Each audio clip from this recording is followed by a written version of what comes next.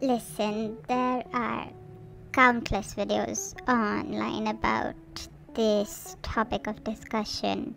People have talked about the dark side of K-pop a lot, right? And this isn't going to be one of those videos. This is not a deep dive or an investigative take on any of those things. This is just my individual experience, opinions, turn-offs, things that I enjoyed and didn't enjoy about the entire thing. And this is solely personal. This is not supposed to be some groundbreaking revolution, so please take it as that. Coming into this experience, I was pretty familiar with what survival shows are. I had, again, watched a lot of dark side of K-pop videos and about how exploitative some aspects of the industry can be and how controlling and corrupt some of the practices can be. And one of the biggest topics of discussion when you're talking about the dark side of K-pop is a lot of times survival shows, and in particular the Produce series. Now, the groups that came out of it, I did partake in some of the fan culture around it. Not at the time, of course, because at the time I wasn't invested in the community as I am right now, but a lot of them post their disbandments. I did look into IZ*ONE a lot, I looked into IOI a lot, and have enjoyed a lot of what content they created. I have also enjoyed a lot of what k-ville does, so I have been following their career since their debut, but had not watched Girls Planet 999. So going into this experience, I was as much of a fresher as anyone can be, and that's why I felt like I wanted to just see for it myself and see what it's going to be, not take someone else's opinion on it, because most people have a very negative opinion about shows like this. So wanting to go into it, making my own opinion, and I can safely say that I agree with the general population on this. This is my first and last time watching a show like this because of how exploitative, manipulative, and corrupt it has been. Even though they have made like miles and miles and miles of progress since the Produce series to what they're doing with the Girls Planet, Boys Planet series. Like the Produce series, from the information that I've gauged, is a lot worse. I mean, the living conditions are better, the food conditions are better, the lifestyle of the trainees is better, at least from what it appears to be. But the overall manipulative aspect of both the projects remains pretty prevalent, and that is the biggest thing that puts me off.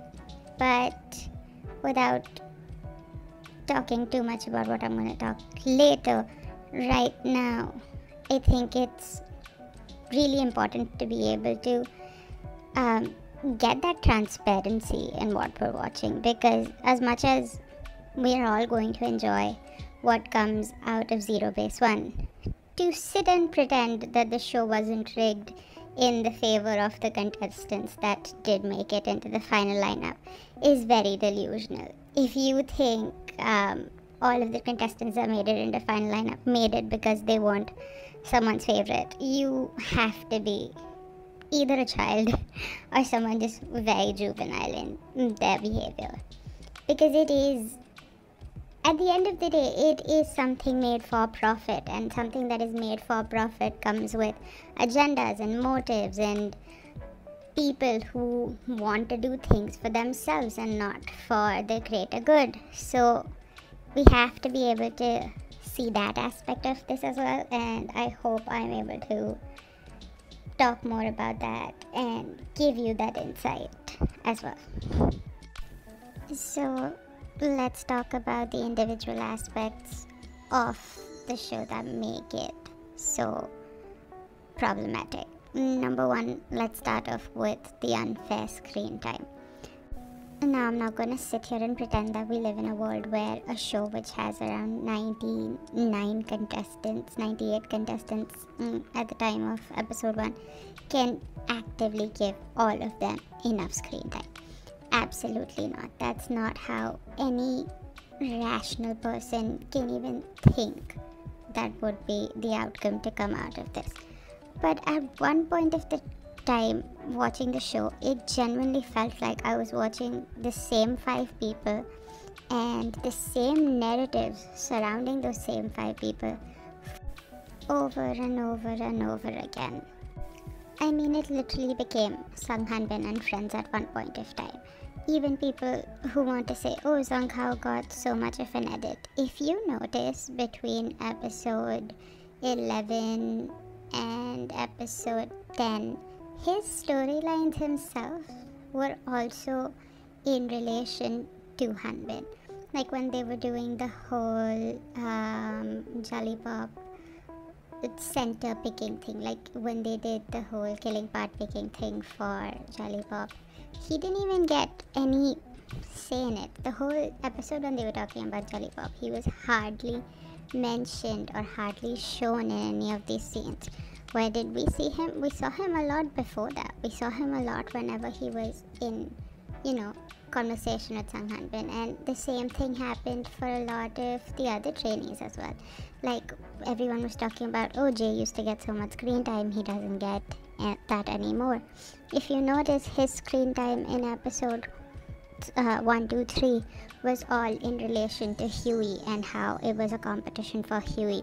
It wasn't about Jay that much, and you can see that through the fact that he didn't get, more to speak of. Like, he was spoken of, he didn't speak about himself so much. So these parallels that you can draw in terms of storyline, and from them to trick you into, oh, we're giving these people more screen time. Screen time and storylines are two very different things, right? Giving someone screen time does not mean you're giving them a storyline, and that's what happened with a lot of the contestants as well. But that also happened more prominently with someone like Kim Ji-woong. Like, we didn't get a storyline out of him, we got screen time around him, and most of the time it was about people talking about how attractive he is. The point I'm trying to make here is that this unfair screen time distribution already plays into the advantage and disadvantage of so many contestants, because there are so many stories that we're not going to be able to see because they don't show it to us. So many people whose struggles we wouldn't have seen and would have probably enjoyed more than the ones that we saw because of it. And it is a show at the end of the day. It's a reality TV show, and they also have clauses in their contracts that prevent them from countering any broadcasting agency like Mnet from contractual obligations that stop them from calling them out for not giving them enough screen time and stuff like this. This is a very prominent thing in reality TV. Or the ability to sue them for how they're portrayed on reality TV. That's another thing we will talk about when we reach the dreaded conversation of evil editing. But this unfair screen time, the replacement of it is not to give 99 contestants 5 seconds of screen time each, right? That's not what the replacement of this is. The replacement is to be able to give a fair amount of screen time to more people than to not give it to just the same 5-10 people that we've been seeing throughout the show. And that truly plays into the advantage of the ones that they want from the beginning. Like, there are people we have seen from the beginning. The whole the Hanbin, let's talk about him from the beginning. Even when there was the whole auditions happening, he was shown so much during Matthew's audition to be able to build a storyline of how he's this good brother to him, like he's this good young to him, he's this big person that he can look up to him. So the way they manipulate you through the screen time is one of the biggest factors to see who they actually want in the final lineup as well. And even though I'm not saying that the show is rigged in its totality like the produced shows were in terms of who makes it into the final lineup and who doesn't, but the screen time plays a big role into them editing into the contestants that they want and the contestants that they don't want. Now, there are definitely people who didn't get enough screen time, but there are people who did get enough screen time, yet weren't given good edits and were portrayed to be villains or negatively or just blatantly what is called the evil editing. That's what was the other side of the unfair screen time conversation. You are giving someone screen time, but you're not portraying them in a good light. Now, with this aspect in particular, there are so many subsections of the conversation that need to be had. Number one, just the ethics of it. Let's start there. You are a huge corporation as a part of this even bigger industry. Compare that to one individual person who's probably not done anything to deserve the kind of negativity that will come out of this. You, as one big giant, take a shot at a tiny little ant because why? You're gonna get more PR boost, you're gonna get more people talking about your show. The ethics of that conversation in itself are so disgusting. To think about that, there is some big corporation out here. Okay, I'm gonna ruin this person's life because I want more views on my TV show. That problems like that, the whole concept of evil editing is so unfair to these trainees. If you think about the trainees on the show who have been evil edited and how they probably would get bullied because of it so much. And don't even just look at this show, look at the previous show, Girls Planet 999. There were contestants who were evil edited and they have talked about the bullying that they get. They've talked about the negative impact things like that have had on their day-to-day life. Just the psychology of someone going through something it's so disgusting to think that there are big corporations who can do this to people just for monetary gain, and it is something that I did see a lot more people be able to see through clearly. Like, there were a lot of people who were like, okay, this seems like the show is creating this problem doesn't exist, and weren't reacting as negatively to the person who was being evil edited. But there were so many people who weren't able to see this. Now, the onus doesn't fall on the viewer who's watching the show to be able to distinguish. The ethics of it, again, falls back to the people who are editing the show, to the company who's doing this, on Mnet, for not creating such problems in itself. And that really, as someone who's watching something for the first time, puts you off, that you're seeing someone be so manipulative, you're seeing them, harm this person, the person they're trying to evil edit. You almost end up empathizing with them more because they're being targeted by this big corporation. And it's just very off-putting to someone who can see through it, right? To someone who can't see through it, they're like, oh, I'm going to send hate to this person because I feel like I'm doing something right. And they're justified in the way that they're thinking because they feel like they're doing something right. But to someone who can see through it, it is just so disgusting to see someone be mistreated like this. And truly, that is one of the easiest ways to put off someone like me.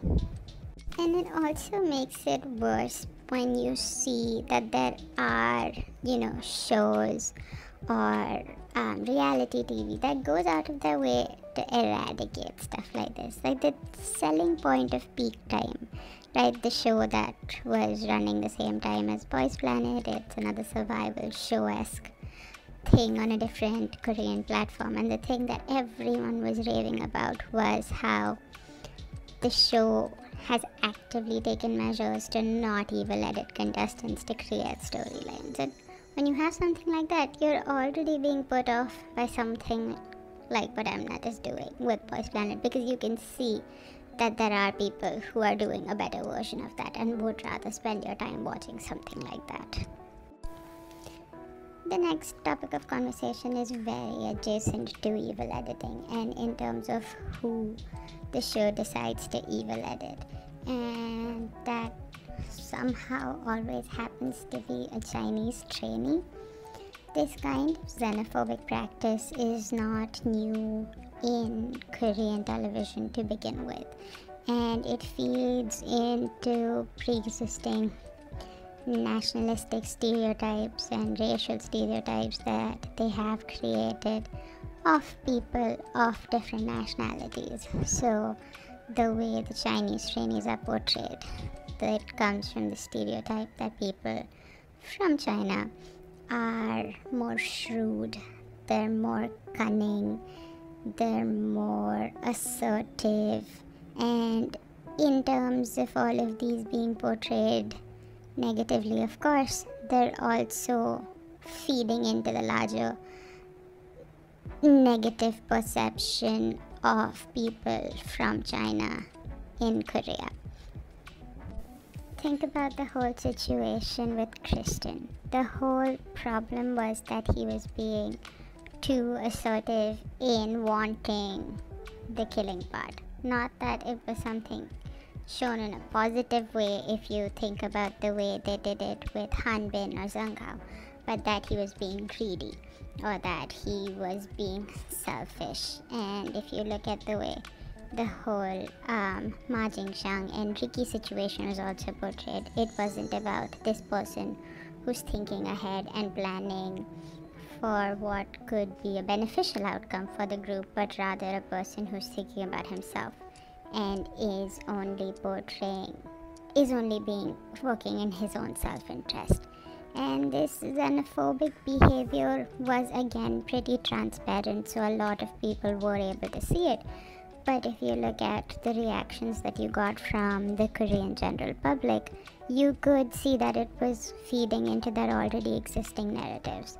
Like on a regular basis, whenever Zhengao was at the top, was getting the highest score, was making it into the top 9, the most prominent comments on posts about that were get rid of the Chinese. Not even in particular about any situation that they didn't like or anything about him that they didn't like, just get rid of the Chinese. And with contestants like Ricky, with contestants like Ma Jingxiang, with contestants like Christian, you saw the negative perception that came from the Korean general public because they were so easily fooled by this xenophobia. And we can talk about the Chinese trainees and the xenophobia that was shown towards them, but I also think they were pretty xenophobic towards the Japanese contestants. Now, one of the most prominent stereotypes that is associated with Japanese contestants, and it's something that they have had in the previous shows as well, is that they're very docile, that they're, probably not very talented. They're a lot of times shown to have low social skills and portrayed in a very submissive way, and you saw a lot of that in the show as well. There was an incident in one of the initial episodes about two Chinese trainees fighting each other, and the opposite side of that was shown as two Japanese trainees just not knowing how to cope. The whole situation with Ma Jingxiang and Ricky, the most prominent voice was, Takuto was crying because he couldn't, help out and couldn't figure out how to solve this problem. If you look at who the Japanese trainee with the most screen time was, it was Takuto. And because he felt fed into the narrative of Japanese trainees not being as talented, it felt into the xenophobic idea of them just being, Japanese people are just cuter, they're not very intelligent. All of those aspects, all of those negative stereotypes, it showed for the Japanese trainees as well. And instinctively didn't show the Japanese trainees who were breaking those stereotypes. Like, how much screen time did Hiroto get? How much screen time did Keita get outside of him, helping the other Korean trainees? How much individual storyline did any of the Japanese trainees get? Not much, because it wasn't feeding into the xenophobic ideas. So xenophobia remained pretty prevalent in conversations about people of different nationalities. And there were other insensitive comments also that was made, like on a regular basis, whenever talking about the American contestants, the whole American vibe and the hip-hop thing and the whole, how American culture is. It was pretty insensitive to see the way they were talking about it and almost putting it on a pedestal because West is best narrative was perpetuated a lot. So there are other aspects to xenophobia and racially insensitive behavior that the show has shown, which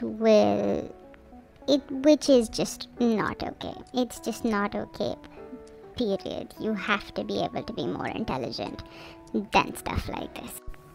And it affects a lot of people.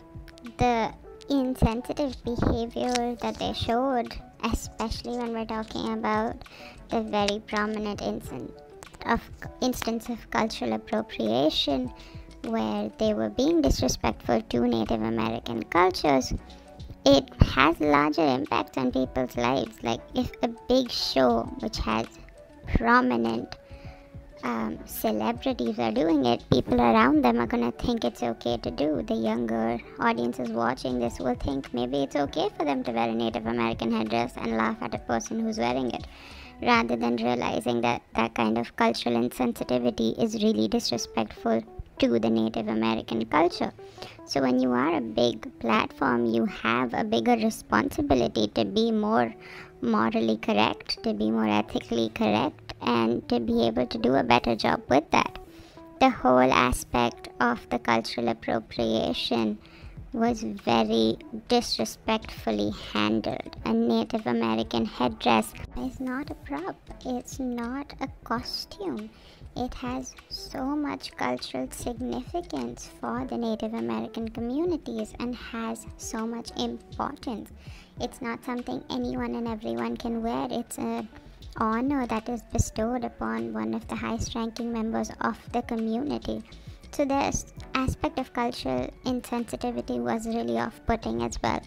And I understand that in the eastern part of the world there might not be a lot of information about how Western cultures are practiced, or have a lot of understanding of religious practices, ethnic practices, cultural practices different from their own. I live in a country very similar to that, so I can empathize with those aspects of things. But the way you respond to making a mistake talks a lot more about you than the fact that you made a mistake. It is something that I have always believed and will continue to believe.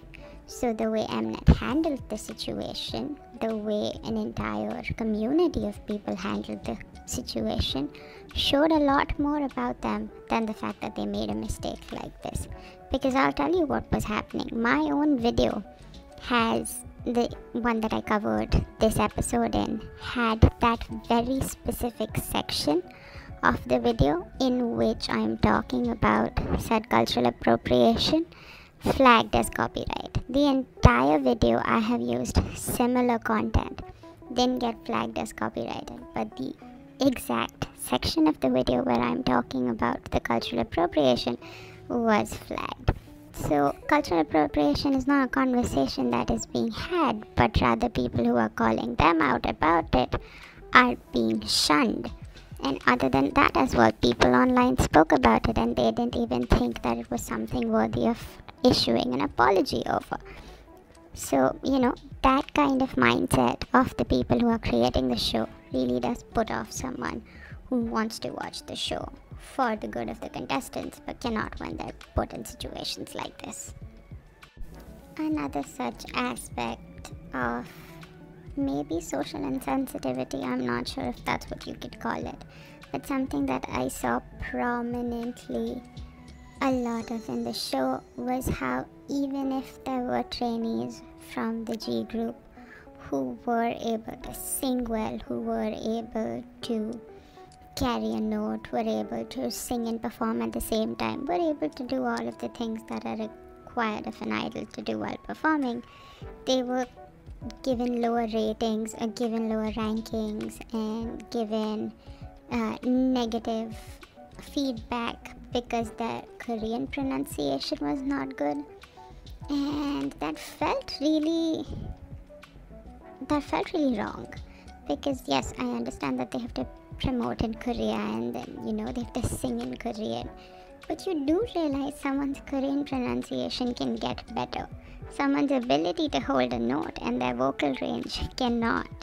I remember seeing this most prominently for Kong, the Vietnamese trainee, in the early episodes about how they kept criticizing his pronunciation, but the way he can carry a note is better than half of the K group trainees that we saw. So when you're it's like your priorities are messed up. You can learn how to say Korean better, you can't learn how to be able to sing like him. So to discredit him and discredit his skill by giving him a lower ranking because of this felt just really dumb, in my opinion. Another social issue that we need to touch up on in the show was the ageism.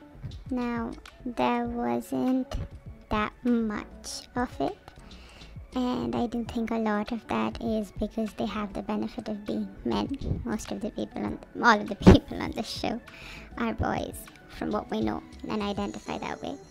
But something that I noticed in previous shows, especially that surrounded around women, was age was a big factor that was brought up, and the fact that they would do that for Huey a lot of the times was off-putting as well. I don't think there's any other industry in the world that would look at a 24-year-old or a 25-year-old and be like, yeah, you're too old to do this job, because that's the age where most people start working. So to see this kind of narrative being perpetuated is a little annoying and frankly ageist.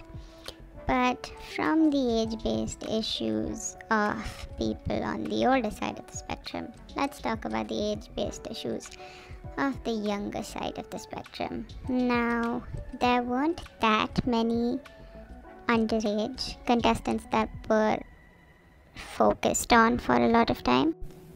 I think other than maybe Hyujin and Ollie, the other ones that were shown very briefly, but they were shown struggling.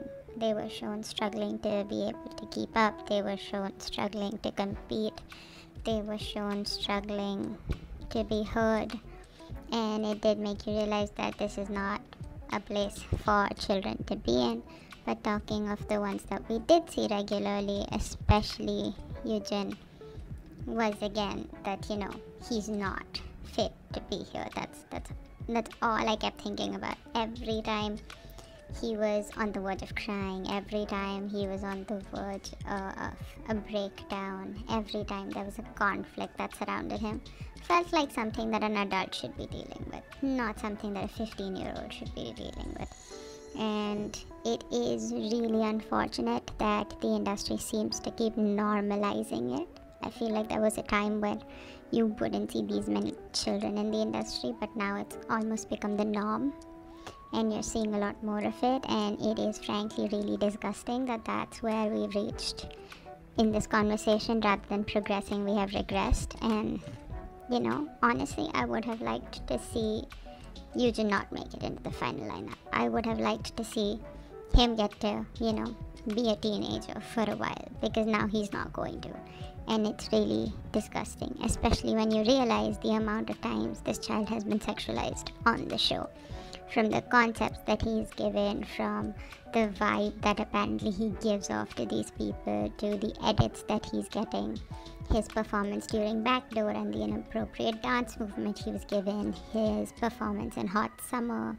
If you read the lyrics for that song, that is not something a 15-year-old, 16-year-old should be doing at all. For what's to come, it's going to continue. People are going to keep sexualizing him. He's part of the group. He's going to have fanfictions written about him. He's going to have people toasting over him. He's going to have people talking about his physical appearance. Everything that is not appropriate for a 15-year-old to go through, he's going to have to go through.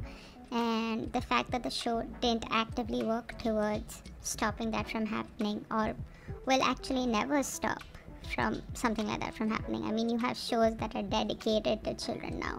You had My Teenage Girl and Fantasy Boys, which have trainees who are 13, 14. There are shows like that because there's a demand for that. And it's the show's fault, it's the people's fault, it's everyone's fault. But to someone who's sane enough to see all of these problems, it's really off-putting to watch. So it does make you disinterested in the show, and then subsequently the group that comes out of it as well. Something else that I noticed a lot of, and comes from a lot of information that has come out of the previous shows as well, is just the unhealthy practices that these trainees are expected to live off of. I mean, if I think about it, other than the behind the scenes footage, I don't think there has ever been a time where I've seen any of them eating. I don't think I have ever seen any of them eating proper meals. There have been instances where they're shown to eat for laughs. Like here they are stuffing themselves with midnight snacks, which again is not a healthy practice at all. But the fact that the show doesn't take time to show you that they're eating healthy food regularly, or having the time to eat healthy meals per se, is a little scary. It's a little worrying, especially knowing the history of the shows, where in the produced seasons there was information about the fact that on the basis of their ranking, apparently they were being given food, and on the basis of their rankings they were allowed to use the washrooms and things like that. So clear favoritism was happening behind the scenes for basic human conditions. We do see them eat in whenever they're in the canteen, so I think a lot of the behind the scenes videos you see them eating, which is a progress from the produced season. So you never saw them eating, or only saw them eating those diet drinks and stuff. But the fact that we don't makes me worry, because if you have a camera on them all the time, there has to be more amount of times that they're eating. But that did seem a little alarming. But more than the eating habits, the sleeping habits of these trainees is definitely alarming. And it's not something that's just true for the show, but it's something that's true for the way Korean culture appreciates people who are able to not, be human for some reason. Because why are we on a regular basis hearing that, oh, Park Han-bin only slept 2 hours. I never saw him in the room because he was always practicing, because he was never around during sleep time.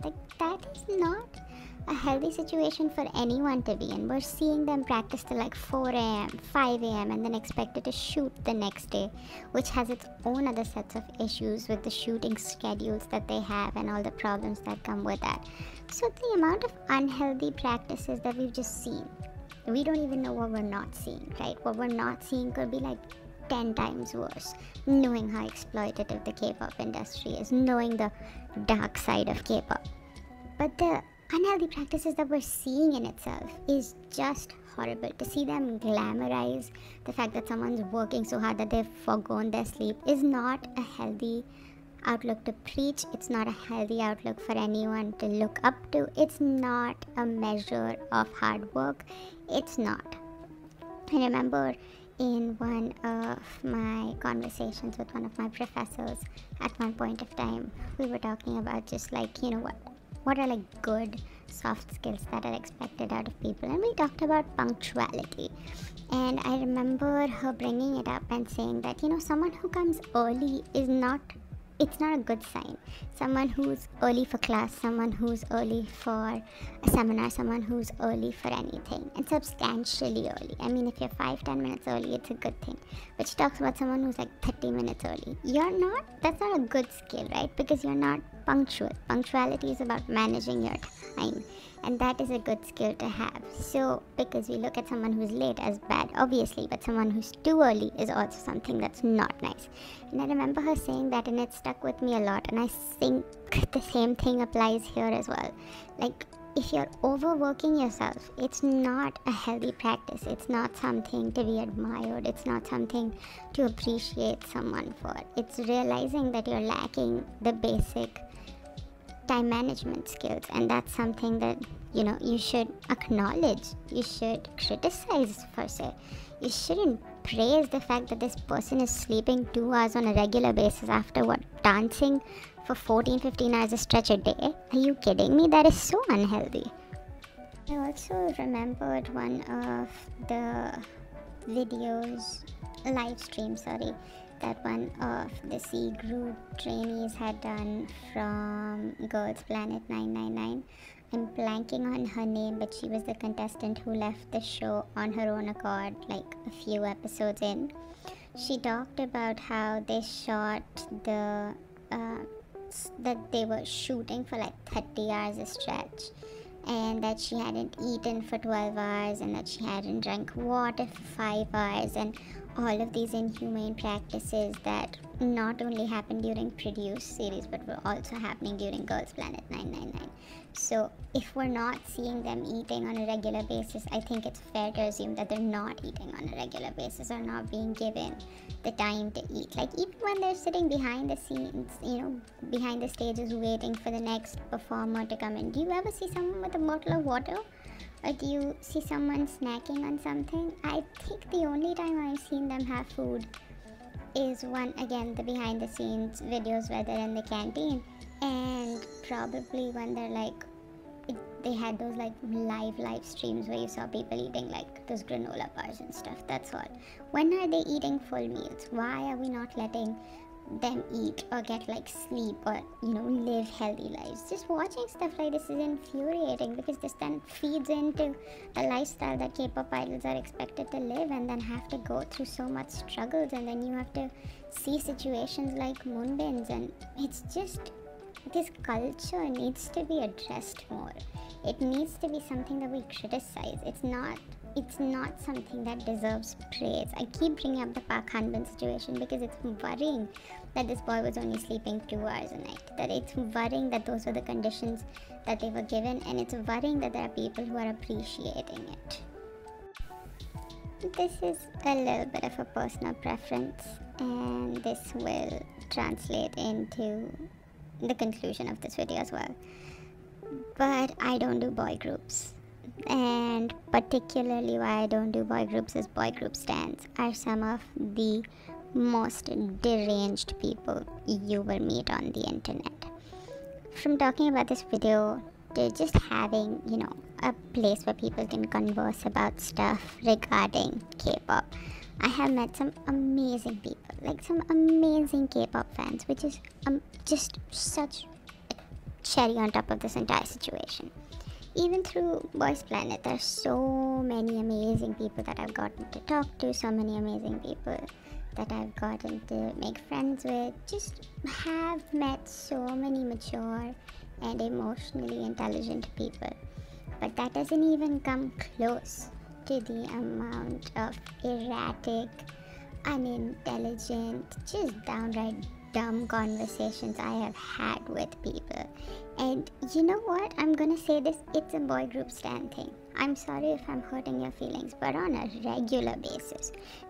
When I first got into K-pop, like everyone else, I got in through BTS, and BTS's army is known to be, you know, a little excessive. So that kind of put me off to BTS altogether. So even now, that when I do engage with like BTS related stuff, I make sure not to engage with the fan culture around it because of how toxic it is. And I do enjoy a lot of boy group music. I mean, I love Only One Off, I love The Rose, they're two of my alt groups. They are K-bands, and one of them's a K-band and one of them is a relatively smaller group, so the fandom around them is smaller. But like bigger groups that I enjoy, like, you know, 17 and Hypen, TXT, I can only enjoy them for the music. I can never engage in the fan culture around it, because truly boy group fans are some of the worst people I have met on the internet. I had kind of like forgotten that this was a thing, because I have just been part of fandoms that are girl group related. Like, I'm very much involved in the LE SSERAFIM fan base, I'm very much involved in the Red Velvet fan base, like they're my alt biases. So you kind of have this recency bias where, oh, I'm just meeting good people, so I think all K-pop fans are nice. And this was like a stark reminder that how much I despise engaging in boy group fan culture because of how crazy boy group stans are. And honestly, that is the reason why I won't be like a die-hard supporter of Zero Base One. Like, I will definitely engage in the content that comes out of it, but you will never catch me engaging in the fan culture that comes out of this group, because boy group fans are, they are something else. Like, a small instance I remember on Twitter after the final episode came out and the whole Sung Hanbin talking about Ravi situation. So if you don't know, his CEO is Ravi, who is the ex-VIX member who's recently been, I think he's convicted. He is supposed to go to jail for 2 years. That whole situation, I was talking about that online and about how I thought it was not a good look on Sang Hanbin's part to thank someone who is currently prosecuted, someone who is lied about having epilepsy, someone who has faked documents to get out of their military enlistment. Like, this man has done bad things, and you're on national television thanking him. Like, I understand that people can be bad and you can have good experiences with a bad person. Like, that's okay, that's even justified. Like, people are different to different people. Someone can be amazing to you and be in complete misery to someone else to have to deal with. But on national television, thanking someone who has just been convicted for, first of all, evading military enlistment, which is such a big deal in Korea, and also lying about having a terminal illness, that is not the person you want to add into your thank you speech. So I talked about it online, and oh my god, the amount of just unintelligent responses I saw to this. Like, I didn't even say it was his fault. The way I worded it was, it's a bad look on him, and people lost their mind. People absolutely lost their mind, and it just confirmed my fact that as far away I stay from boy group fans, the happier my life will be. And you can have opposing opinions, I would love to hear it, but my experience hasn't been good, and it has left a bad taste in my mouth. But even with all of this, the one thing that stood out the most, and I mean the most, in how unfair the show was the whole interim ranking situation, and how it is just something that we've accepted that the show will do and not call out for being exploitative. Like, every time their favorites were not in the top 9. Let's talk about the interim ranking that showed gfriend at 16th position. Let's talk about the interim ranking that put Keita and Ricky at a higher position than Mnet would have wanted. Let's talk about the interim ranking that they showed before the finale of Hanbin at 3rd rank and Tere at rank 11. The convenience of the contestants that they're showing, and the convenience of how, oh, we're only going to show the contestants that we want because we want the ranking to go up, right? Why else would you show interim rankings? Because people will panic vote and worry that the people that they like will not make it into the final lineup. The slyness of that, and the fact that everyone's just accepted it. Like, there isn't like large scale outcry about how this is so exploitative. It's frustrating to watch. It is so frustrating to watch that this is just something that we have to accept, that they can manipulate the show like this because it fits their narrative. It's just, if you think that the show was fair, if you think, oh, Tere made it because we voted for him. I saw this whole tweet that was circulating. Everyone was talking about how we got the lineup that Mnet didn't want. Are you kidding me? There may be a trainee or two that they weren't pushing. Definitely was Ricky that they didn't want in the final lineup. But every single other person made it because Mnet wanted them to. And you are absolutely delusional to believe that you had a say in making the top 9 what the top 9 is. even like the convenience of them not showing actually the battle for ninth position. Like if you remember in Girls Planet 999, they did that at the beginning of the voting. During the final episode, they showed that both Hikaru and Xiaoting were competing for ninth position because they wanted both of them in the group. And the fact that they didn't show that right now in the show, because if they would have shown the contestants in the running for ninth position, it would have been Jay and Yujin. And if they would have shown that Jay was in the running for ninth position, every single international vote would have gone to him, and he would have moved Yujin down a spot, maybe even 2 spots, who knows. But the convenience of them showing rankings the way they want, exploiting the show that way, it was just absolutely disgusting. It's so blatant that they are exploiting the show with votes, with these interim rankings, with screen time, with, angel edits and evil edits. It's just infuriating to watch, because you want to be able to watch something and feel like, oh, this was good. People's intention behind this was positive. People were doing something to help these people, have a chance at a career. But it's not. It's clearly not. It's exploitative. It is monetary minded. It is self-centered. And I'm sure there are a lot more practices behind the scenes that we're not even seeing, that we're not even talking about, that are probably worse than this.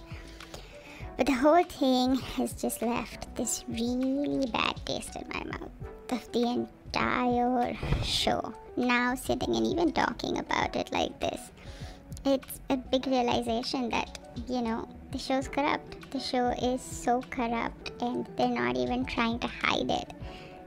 It just truly is infuriating to watch. It's infuriating to watch. It's off-putting to watch. It's not fun to watch.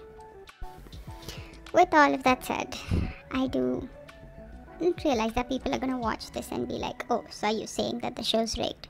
Are you saying that Mnet rigged it? Are you saying that all of this is a fraud? No, obviously not. They haven't done anything illegal that we know of. Again, that we know of, they haven't done anything illegal. But to be able to manipulate viewers in front of your eyes, is that okay?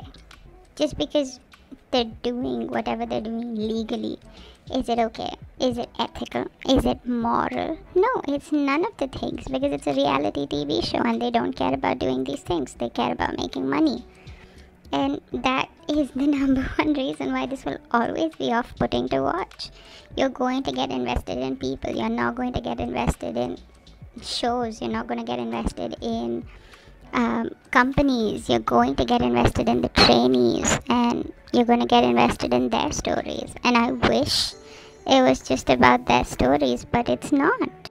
It's never been just about the trainees and the struggles of people who have to resort to coming to a survival show because they're not able to fulfill their dreams, or the perseverance and determination these young people are showing to people all over the world of how passionate they are about their dreams. It's never about any of these things. It's always about capitalistic greed. So shows like this will always be off-putting, knowing how corrupt Mnet is, knowing how corrupt CJENM is, knowing how horrible Wake One is, and expecting that Zero Base One will have a similar fate as Kepler, where there are so many talented people, but they're not going to be able to get good music and good marketing. So you're going to keep praying for their disbandment and hopefully think that their individual companies will do a good job. You're going to be stuck in this cycle, because that's just how things are. To expect something different is foolish to begin with, because nobody cares. Not a single person cares. And I don't mean this to sound like some sort of existential dread. It's not that. It's just realizing that these shows will always be corrupt, and you can decide if you want to feed into that corruption by engaging in the content that they're creating, or you don't want to. You want to take an individual stance against it, and I'm going to take an individual stance against it. I'm not going to be able to enjoy shows like this, and Again, there's nothing wrong with you if you are. If you can watch a show like this and only focus on the person. If you watch the show and the only thing that you got out of it was how much Sung Han-bin deserves to debut, good for you. That's a very good take from the show. He is so talented. He deserves to debut. I think he's going to be the next big thing. And if you're able to do just that, that's okay with, for you. Me, personally, I can't. I wish I could. I wish I could just be able to distinguish so much. I wish I could be able to distinguish between the artist and the company. I wish I could be able to distinguish between the broadcasting company and the show. I wish I could, but I can't. I can't, and I don't think I ever will be able to. Which honestly makes enjoying K-pop so difficult, because when you realize the big bad people behind the scenes that will profit from you enjoying it, it just ruins the fun of it. So yeah, I don't think I'm gonna be watching another Mnet survival show like this. I don't even know what other survival shows do they have. When the next show will be what, the Girls Planet show that they do. Yeah, I don't think I'm gonna end up watching that. I don't think I'm gonna engage with the show. If the group that comes out of it is nice, maybe I will listen to their music and see how it is. But these shows are just so corrupt, especially shows like this. Like, if you want to talk about shows like Kingdom and Queendom, they're also Mnet shows, right? I hope they are. But like, people who go on those shows, they come with like pre-existing fan bases. So like, I remember all the drama that happened around Queendom too, with vyev and how Sinbi was being evil edited. She has a huge fan base. Buddies are a huge fan base. That was gfriend's fan base. vyev has their own big fan base. She's an established idol. She's not going to, suffer long-term consequences of those evil editing as someone like a Christian or someone like a Ma Jing-shang is going to. So shows like that, you can still tolerate all of these unethical practices that go on. But a show like Boys Planet, where all of these people are, dependent on the show to make their career, it is really off-putting. This whole thing has just been so blatantly corrupt. And I truly understand why people don't watch survival shows. I understand why their ratings keep dropping every season. I understand that. And yeah, I think a lot of people, obviously people who've been in the K-pop fan base for a very long time, knew all of this going into Girls Planet because of everything that happened with the Produce series and the scandals and all of the bad things that came out of it. So they watched Girls Planet. They saw, okay, they're not doing anything illegal, but they're being unethical. Didn't end up watching Boys Planet, and I think I'm gonna be like those people for the next season as well.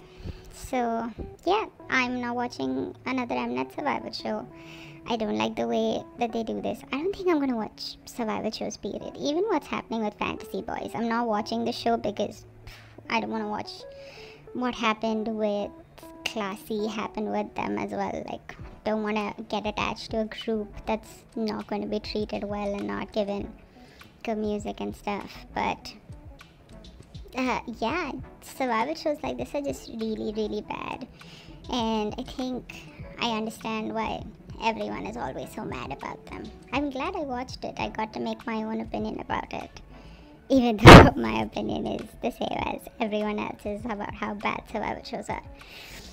But yeah, I watched it. I didn't like it. Don't think I'm gonna be doing it again. So yep, that's it from me.